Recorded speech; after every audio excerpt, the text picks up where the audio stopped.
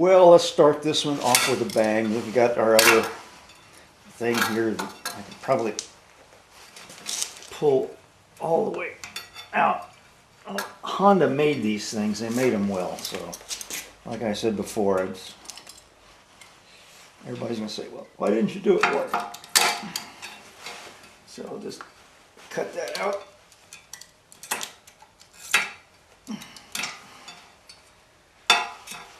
There.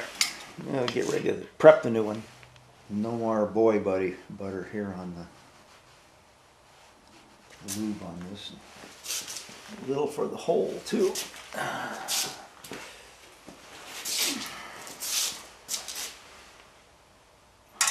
Yeah. Slickery. Okay.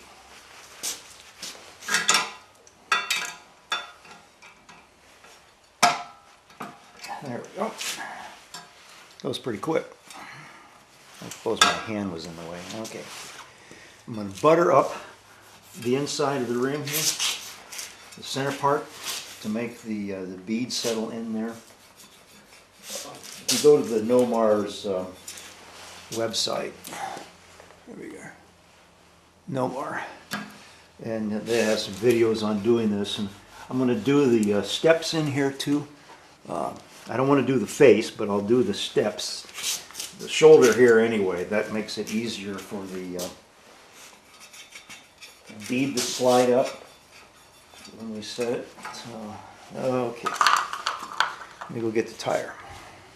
Now I've got our little bead right there, so I put a mark on the other side to get ready to put it on, because it needs to go here. Here's the rotation arrow going this direction, and brakes on the lower side, so the wheel's going to go that way. So let me add some more lube to the, I forgot to do this in here and on the tire, and we'll come back. Well, on their videos it shows it's being a lot easier of having to push down here. And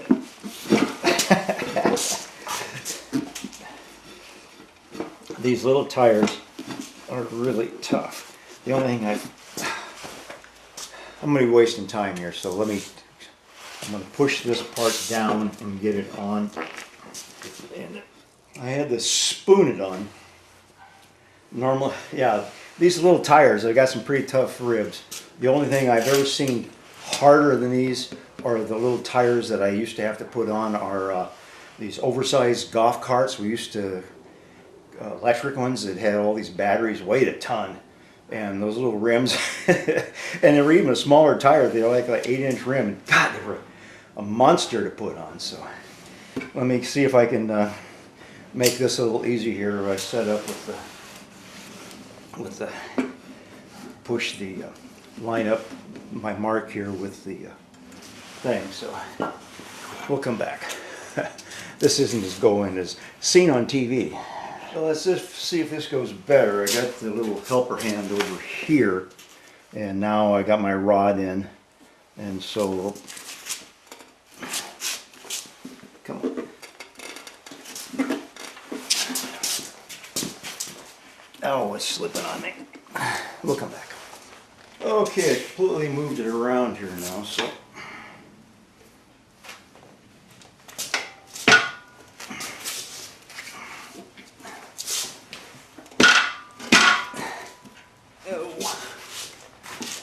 Well, I got it on again. Spoons, you know, but the machine is handy for, you know, when I was breaking the bead, and also for holding the damn rim in place. So you can, you know, you're not on the floor beating around. So let me go ahead and pull this off and then roll it around the floor to show you how I was setting the bead on it, because I didn't have good luck last time with blowing out the sides. So let me show you what I do to make it easier. I got to get it out anyway. Making sure I got these guys lined up still. I'm just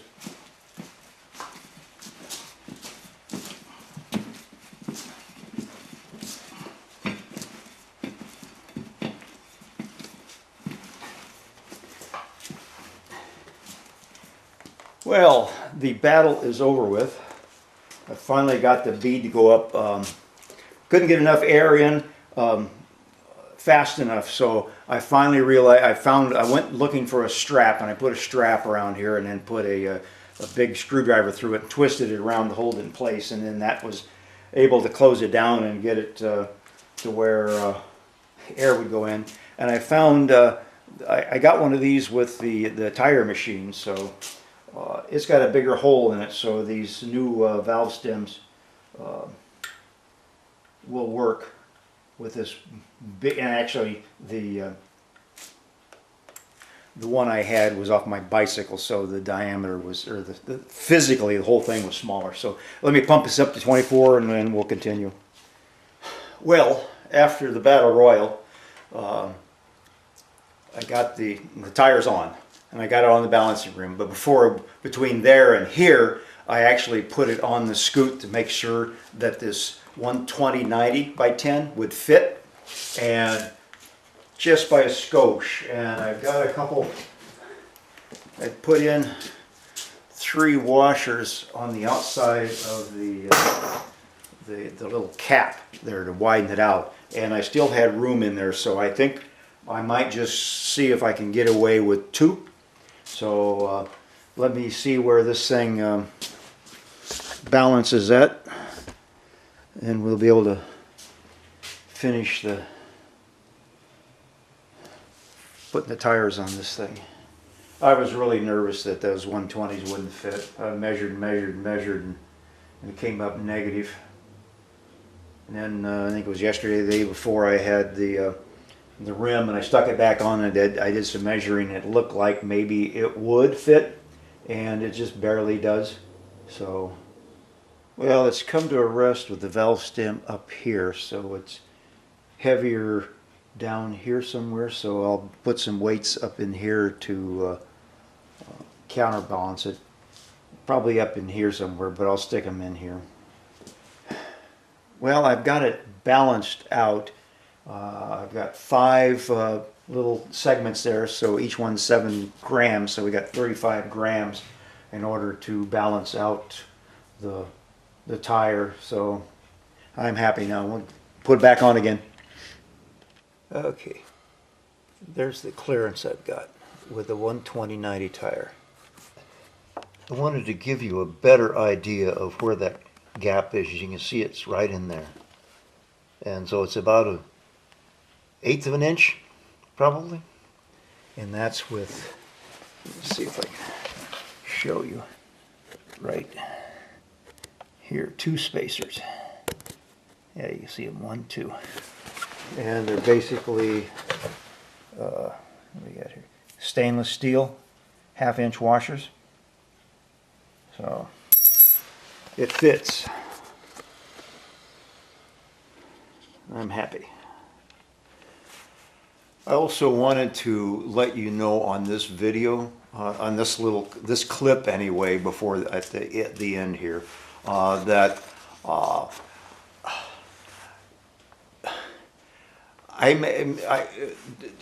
I didn't put those 120/90 tires on here just because, to see if I could. That was a mistake on my part, trying to decipher the front tire, rear tire quandrum. The first time I was on, I think it was maybe might have been Bank Bendit a couple months ago. I was looking for new tires, and they had the Molas, the Bridgestone Molas ML16. They had at that time listed them as front and rear, either or. But lately they've changed that. Now they have the M17. They say, oh, that's a front tire. But it's a 12-inch tire. And I don't know if they realize or not that, these things have 10-inch front and back. So that's why I jumped on trying to find, a Mola, a tire that would work. And I came across this place that still had 2 M50s, which were listed as front rear, but they were 12/90/10s. As you'll know, I've got them to fit. I've got them with some shims in there, but then there's, when I put the front axle in, there's still some tweaking of the front fork suspension that from the accident that I didn't realize at the time. I think I had put the axle through to check that, but there was a little, it's a little bit off. So like I had said in one of the clips near the end of this video, your scoot, if it's never been in an accident, might have a greater gap, or have a gap already for a 120 tire without having to put those shims in. But I want to just let you also know, the next time I get tires for this thing, they will be 10 or 4 by 10s. I won't, we'll just go back to straight 4-inch by 10-inch standard tires, whoever still makes them. That I'm not going to try this unless, this works out, and then maybe I'll stay with 120 90s. The rear was no problem, but the front, you saw that little gap that I still had in there. So, but my frustrated attempts to change the tires, these little tires on my Cycle Hill tire machine, it's not like I had redos. I wasn't going to wear the tire out, just putting it on and off several times till I could figure out to make myself look good. But to do it over again, I would have just used spoons. And I was just on Cycle Hill's website today, and in fact, they were having $100 and some off special for this machine. It's a pretty simple machine, and for scooters, that's all you really need. And I think they were listening to today. This is like November 4th. 2017. It was like $369, and for scooters, that's pretty much all you need. This big long thing here. Well, let's see, where up in here. Well, this thing. It looks like it's a single, but it's actually the 2-prong. If you look at the photo really good, so you get that. But the only thing I would get with it extra would be the 2 spoons. The bars, and they've got UHMW plastic on them on the ends, so you don't mar up your rims if you're using them on say a small scooter. Modern scooters now with alloy rims, these old Hondas can take a beating because they had the steel rims on them. So just something. This was what I would get if I was just having a scooter. I wouldn't need the fancy arm, even though the fancy arm on the one I have, you can get this Cycle Hill. All the new ones are red, whereas mine at the time were blue. So they have one with the arm at it, but this is all you really need for scooter tires, and even for motorcycle tires, and then probably for dirt bikes and anything that you're going to have to spoon anyway. This would be the perfect thing. But that being beside the point, yeah, the machine is worth it in order to hold the tire. The little, I'll go back at the picture again. The bead breaker, that's worth its weight.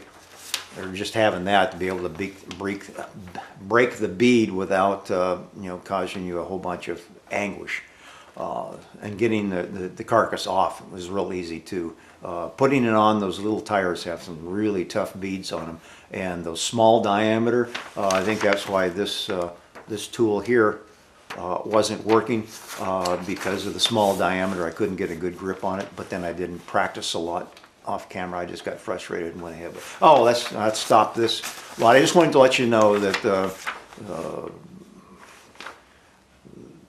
things always don't go the way you plan, and I tried to make this interesting without yeah, oh well, we'll continue with this thing with the closeout video outside. So, and I rode this scoot and it rides fine. I just need to warm up. It's colder than crap out now, so it'll be a while before I can bundle up and take the scoot out and test these tires and wear them in to put 100 miles on and wear the wax off. So we'll continue with this, but remember, this is an option. Well, I got her outside. Got her new shoes on. I think I'm going to get my helmet and go take her for a quick spin. And probably, this is probably enough of this.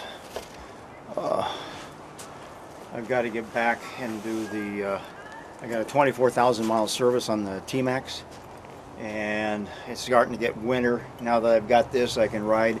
I may take the time, now that I got my workbench cleared of Honda parts, so I can take all the panels and stuff and maybe, I don't know, I really don't want to go in and check the valve clearances and make any changes on that. You know, I got about 25,000 miles now, and it's like supposed to be changed at 26, so I don't know. So, but I'm going to go out and I might do something later. I've got my little get up, get to, kind of like a GoPro, and I got some extra mounts I can mount on the front end, and we can go out and do some riding with the Honda. And there's a place in Seattle down on, was it 4th Avenue South or 1st Avenue South, where all the scooter people hang out. Seattle Vespa's down there, and there's a brew pub, so I may go down there and you know, I can't say I can show off my bike, but if I take enough of the enlarged photos of what it was and what it is now, they may be impressed. So I'll see you guys later. Happy riding, safe riding. Wear your equipment, wear your helmet, be safe.